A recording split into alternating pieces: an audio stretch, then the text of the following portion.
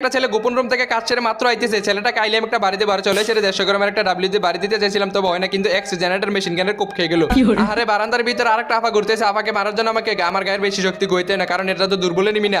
এই যে এদিকে দেখতে পেয়েছি আরেকটা ঘোরাফেরা করতেছিল, তবে ছেলেটা ঘরের ভিতরে ঢুকে গেছে। ওই যে স্কুলের ছাদের উপর আরেকটা বসেছে, ছেলেটা মনে করছে ওইখান থেকে আমাকে স্কুপ করে ধাক্কা দিয়ে টাওয়ার থেকে ফেলে দেবে, কিন্তু অত বুঝতে পারি না আমি যেখানে ফাইজলামি করার জন্য উঠছি।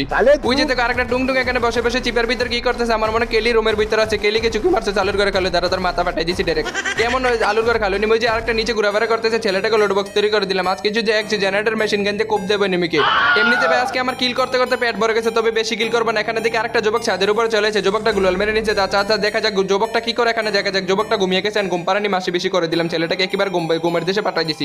তো দোস্তরা কিছু কিছু পোলাপাইন আছে যারা কিনা হেডশট দিতে পারলে নিজের কি প্রো প্লেয়ার মনে করে, একটা হেডশট দিলে বলে ও ভাই কি হেডশট মারলাম কি হেডশট মারলাম। আমি জীবনে হেডশট মারলে এরকম বলি না, আর আমি তো হেডশট মারতে পারি না।